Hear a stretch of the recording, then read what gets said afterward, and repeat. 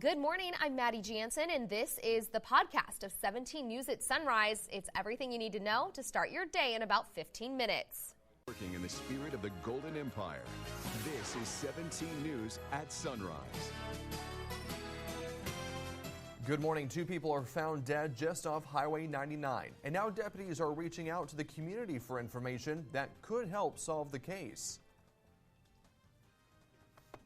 A suspect accused of opening fire on a police department, shooting 4 officers and killing 1 other man over the course of 2 days is killed in a shootout in Paso Robles. As demonstrators show no sign of losing steam across the country, lawmakers are coming together on specific police reforms. But will they get support from the White House? The latest from the president's meeting with law enforcement and black faith leaders on this Friday, June 12th, 2020. Good morning. It is 5 a.m. on this Friday morning. Great to have you with us. I'm Maddie Jansen, along with Alex Fisher and Kevin Charette. It was a hot one yesterday, but we've got some good news for your Friday and weekend. Absolutely. Let's turn things over to Kevin Charette, who's got the great news that's coming our way. Yeah, it is just a beautiful morning out there. As you can see, the sun is already coming up. A few high clouds may drift in, but that will be about it. And we're also going to start the cool down. Yesterday, we didn't hit that 103, so that's always a good thing. We did hit 101, though. Our normal high for this time of year, again, 90. The record temperature of 109 set back in 1979. We're sitting at 70 degrees right now under a calm wind as we take a look at your hour-by-hour forecast for today. And you'll see starting out in the lower 70s, 85 at noon by 3 o'clock, near 90 with 89, into the mountains 46 currently in Tehachapi. Calm wind there, just grab a light jacket, and you can see the winds will pick up a little bit as we progress here throughout the day in all areas of Kern County. No advisories on the board yet, and you can see on the temperature starting out in the 40s and then mid-70s under mostly sunny skies this afternoon. We'll talk more weather in just a little bit, but first, back over to you. All right, Kev, thanks so much. The investigation continues this morning after 2 people were found dead yesterday in Bakersfield. At around 4:15 last night, sheriff's deputies were called to State Road just east of Highway 99. Deputies found 2 bodies with signs of trauma. That's according to a spokesperson. We have not received any new details since then.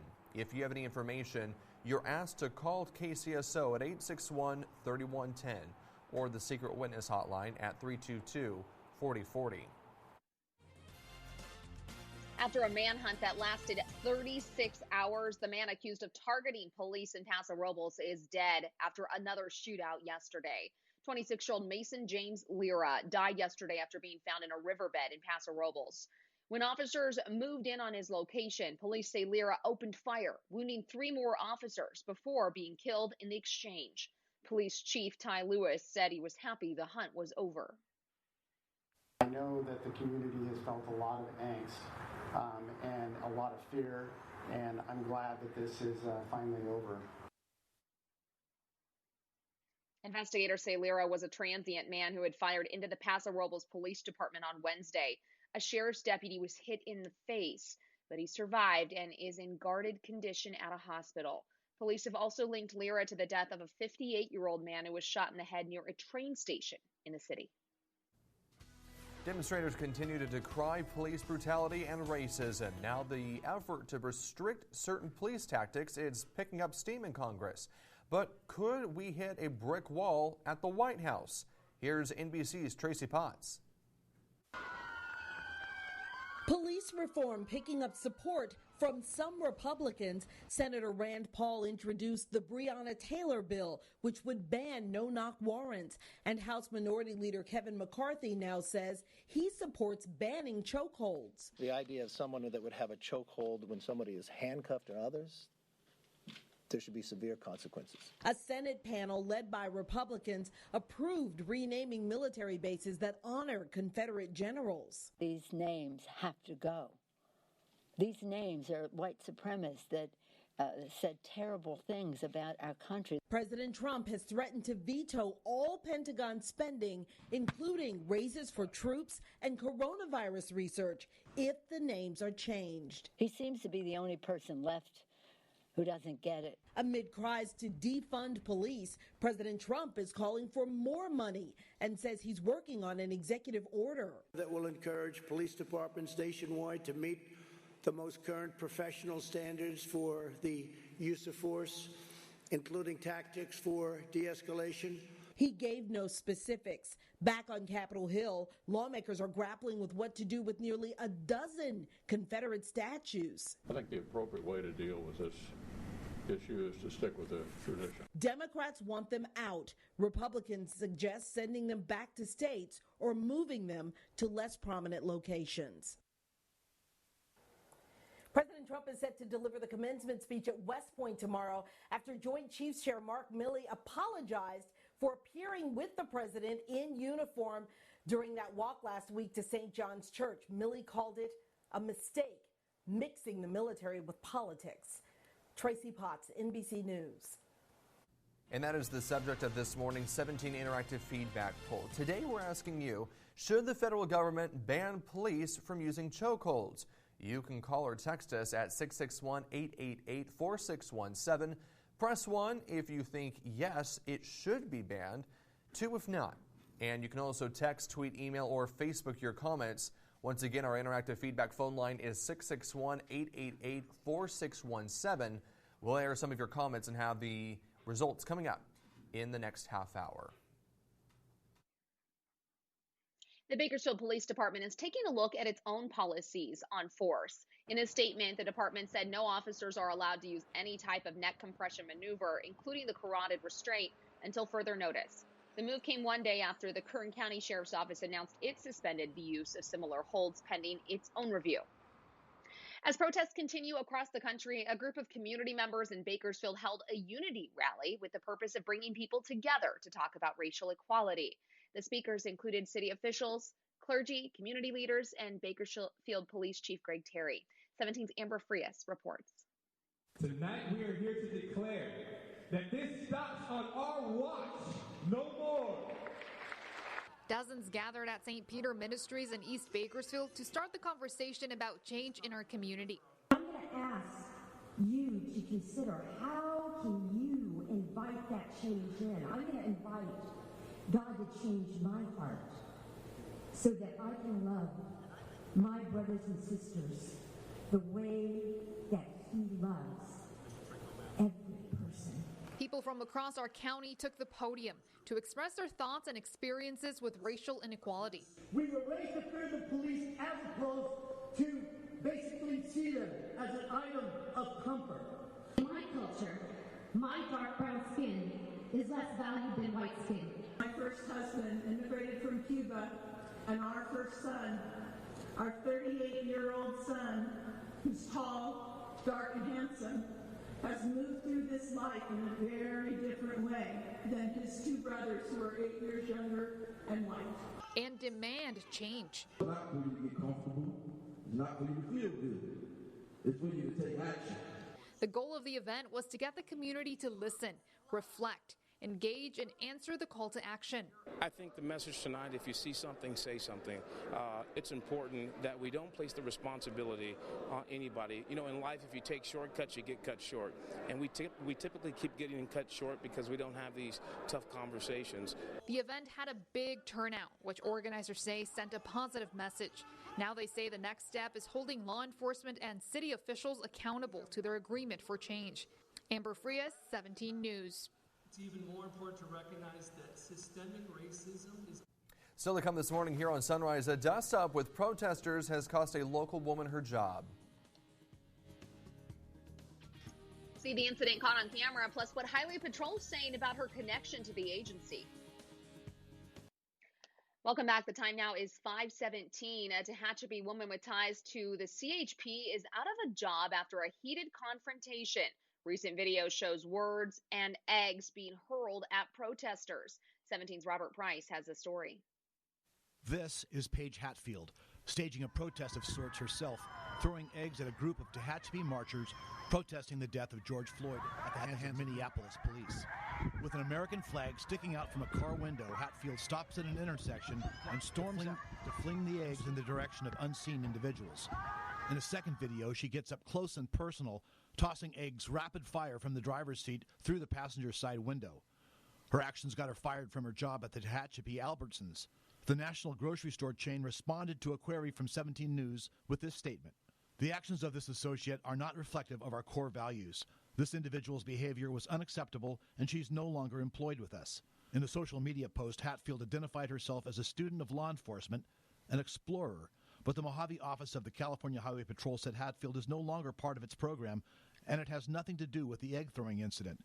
CHP spokesman Aaron Maurer said Hatfield was removed from the CHP Explorer program in January, noting that her separation was a CHP decision.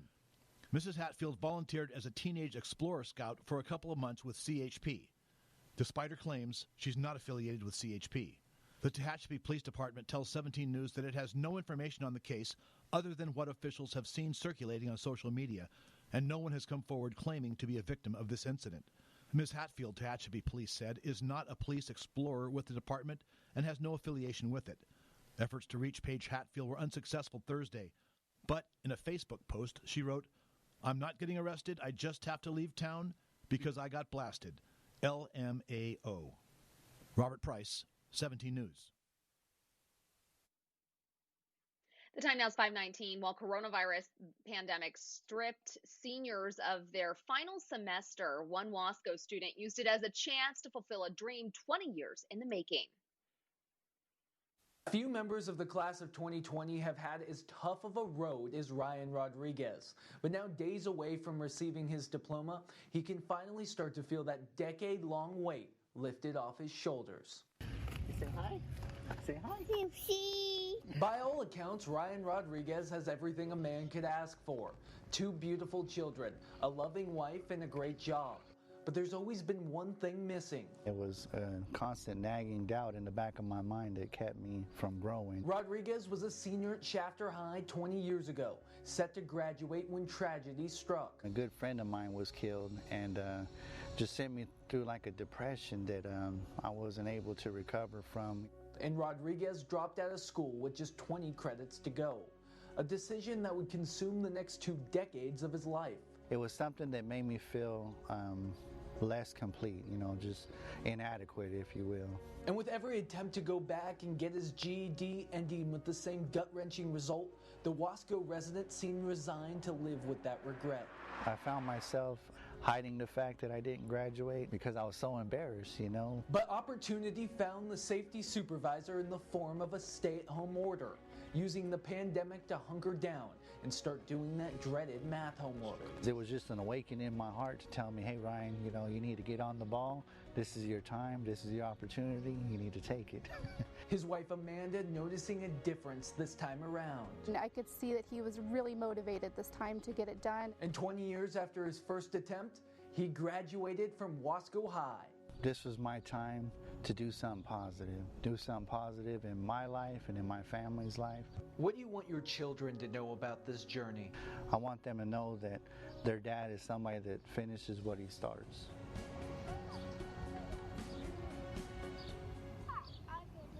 Like a majority of other 2020 grads, Rodriguez hopes to enroll in college sometime soon, and he says this time around, he wants to graduate early. In Southwest Bakersfield, Taylor Schaub, 17 News. And big congratulations to him. Still ahead, wine country officially back open, but the popular tourist spot has many businesses struggling due to the pandemic. That story and more in your business news after the break. KGET Business Watch is brought to you by Grapevine MSP Technology Services, the Valley's leading IT service provider. Welcome back. More and more businesses are starting to open, and now a local casino is going all in. Golden West Casino is reopening later today. The casino says they changed their entire floor so they could implement social distancing measures. There will be temperature checks at the door and a health screening. All staff will wear masks. Plus, they will have extensive cleaning guidelines. Obviously, we want to do it safely, so we'll be changing the cards, spreading the seats out, doing things like that to make sure the guests and the employees stay safe. The casino says it will also have hand sanitizers at key places around the area for the public. And they will make frequent announcements about safe practices like social distancing and hand washing. As the U.S. continues to deal with the coronavirus pandemic, the travel and hospitality industries have been particularly hit hard. And now businesses in Napa Valley say they're ready to welcome guests back. NBC's Chris Pallone has more. In one of the nation's epicenters for food and wine tourism, California's Napa Valley, business owners have been hard at work planning for a new normal. We've been working on that the last almost 3 weeks. John Harris of Amici Cellars says his business is ready to welcome back wine enthusiasts for tastings. We will follow all of the protocols that have been set out for us to make sure everybody is safe and people will feel comfortable. That means limiting groups to 6 people, making employees and guests wear masks when not sipping wine, and enforcing social distancing guidelines. We'll definitely be more intimate. Many places, like Amici Cellars, are expected to take advantage of Napa's most abundant resources, great weather and open space. We will be utilizing more and more of those outdoor vistas and landscapes in order to accommodate the social distancing protocols. With many Americans still reluctant to travel, a Napa Valley Business Association is launching a campaign to encourage people who live nearby to be the first to fill area hotels, restaurants, and wineries. To help restart the economy here by frequenting the restaurants and the wineries and doing staycations. New cases of coronavirus are rising in Napa, but the county has reported just 3 deaths from it so far. Business leaders are confident that by enforcing strong health measures now, things will be back to normal soon. We'd love to see being back in full swing in the fall. But, obviously, statistics are going to dictate what happens. Welcome to Deldado Vineyards. Businesses in Napa Valley, California say they're ripe for the challenge. Chris Pallone, NBC News.